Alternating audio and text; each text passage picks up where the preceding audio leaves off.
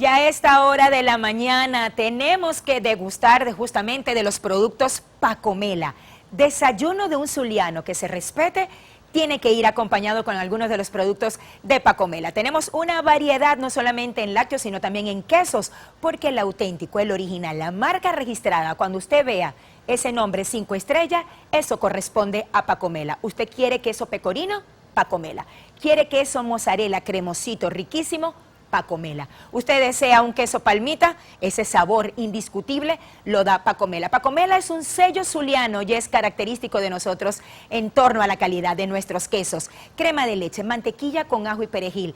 Tenemos incluso quesos descremados, sí, para aquellos que tienen una patología específica y necesitan tener un queso bajo en sal, también lo tenemos en Pacomela con nuestra ricota que no pierde con nada. Zuliano que se respete, come lácteos Pacomela, porque Pacomela te comería con todo.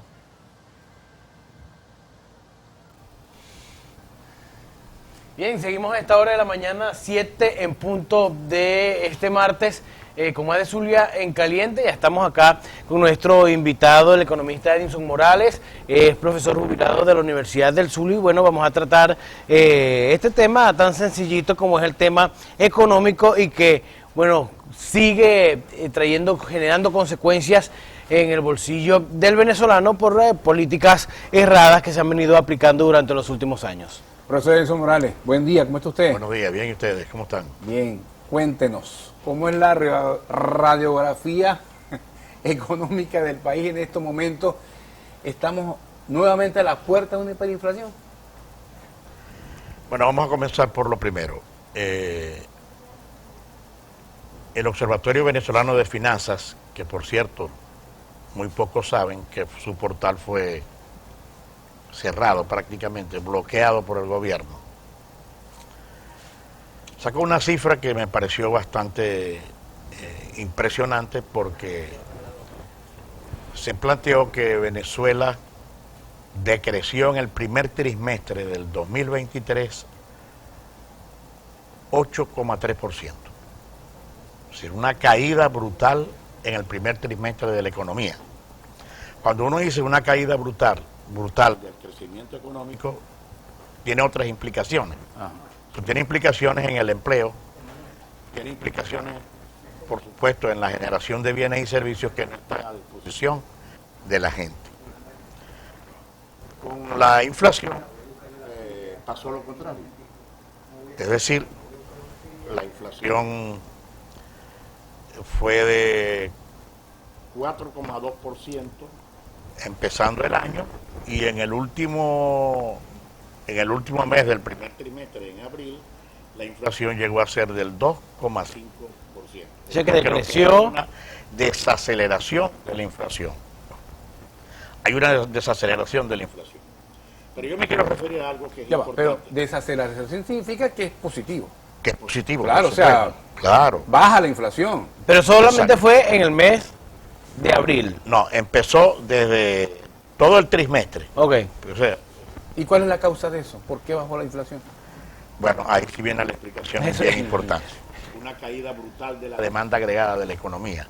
¿Y por qué cae la demanda agregada de la economía? Porque el poder de compra de los salarios se redujo notablemente. En consecuencia,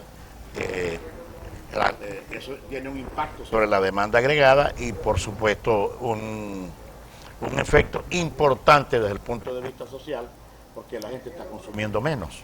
¿Sí? Es decir, eso se refleja también en una caída del consumo de la economía. ¿Ves? Menos poder adquisitivo, menos consumo. Menos poder adquisitivo, menos consumo, y en consecuencia, desde el punto de vista social, ya ustedes saben lo que eso es, una salida de gente, contingente de gente que va directo a la pobreza. O sea, no vamos para la hiperinflación. ¿Ah?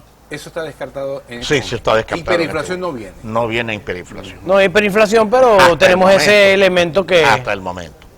Pero yo quiero decirles otra cosa que es importante, porque muy pocas veces se ha analizado esto. En el 2022 las cosas comenzó bien en el primer semestre.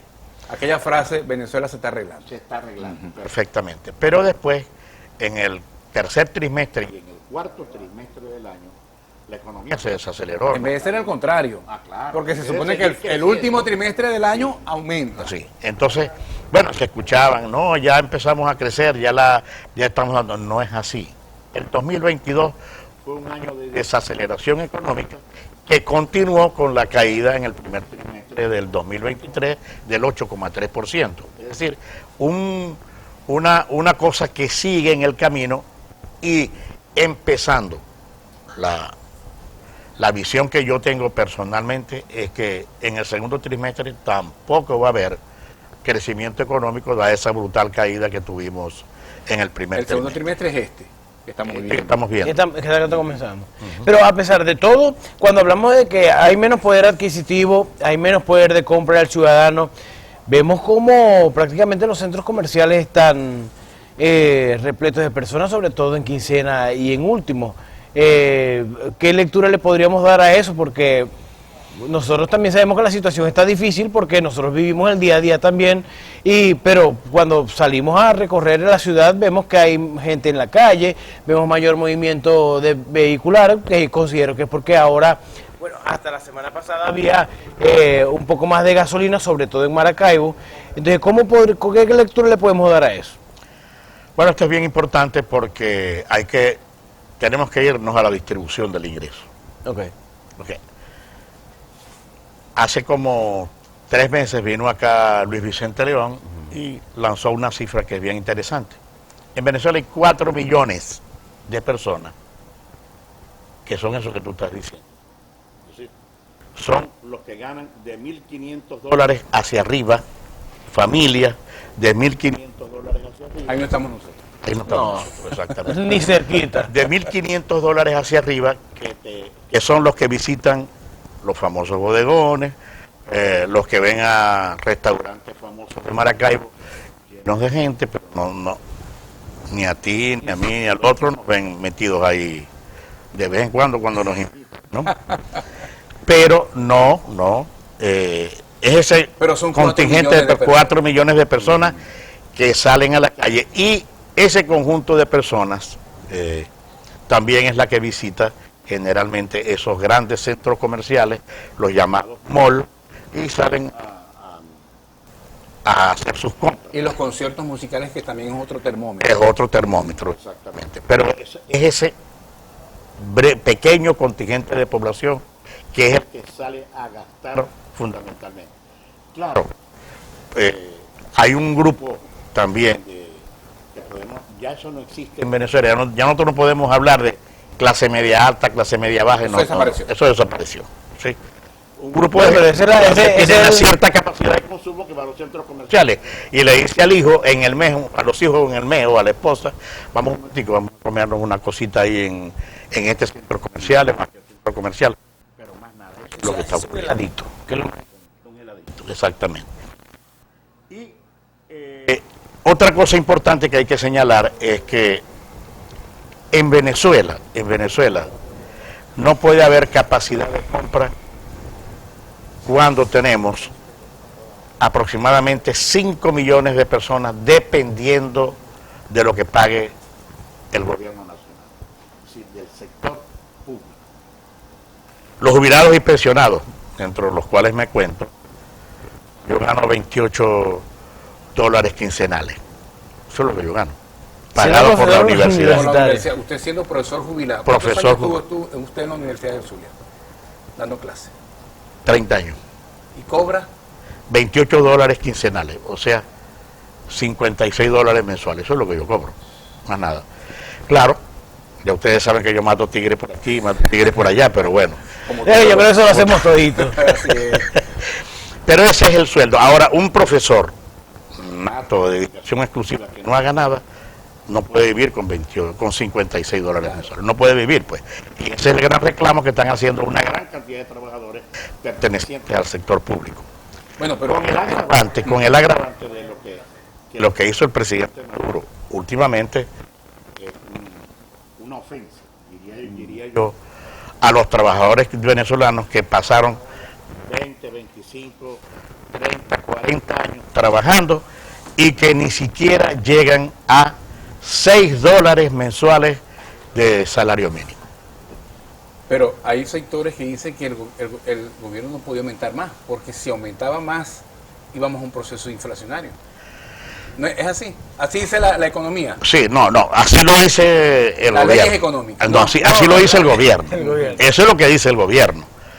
Pero Pero la teoría económica no. No, yo quiero reflejar algo que es importante. Desde hace 3 meses aproximadamente, el economista José Guerra le sacó unas cuentas al gobierno.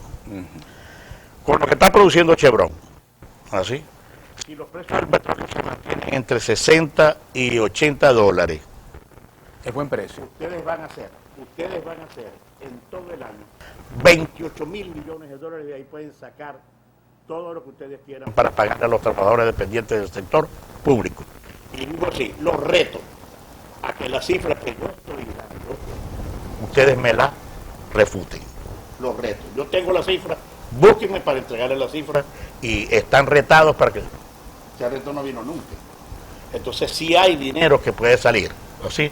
Y tampoco creerle al gobierno que no se le puede aumentar porque las sanciones están impidiendo que ellos puedan tener más dinero maniobrar para pagar a los trabajadores. Ahora, pero ¿cómo se habla de que las sanciones es lo que impide que el Estado tenga más dinero para pagarle al empleado público cuando vemos los casos asombrosos de corrupción donde las cifras también son muy elevadas y que se supone que ese dinero que fue sustraído de manera ilegal por estos funcionarios públicos también se sustrajo en medio de las sanciones? Pues. Y los jubilados, pensionados y los trabajadores del sector público no tienen la culpa.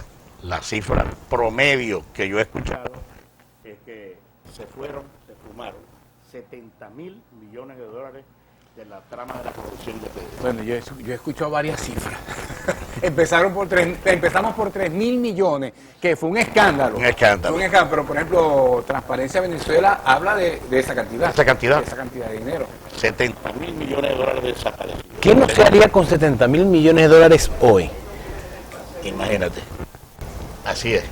Bueno, tenemos a Madeline Palmar, que también, por supuesto, Zulia en Caliente para el profesor. Madeline. Yo voy a mandar a hacer plana, porque yo se lo puedo permitir a la gente de la calle, pero no a mis compañeros de trabajo. Es Madeline, Rogelio.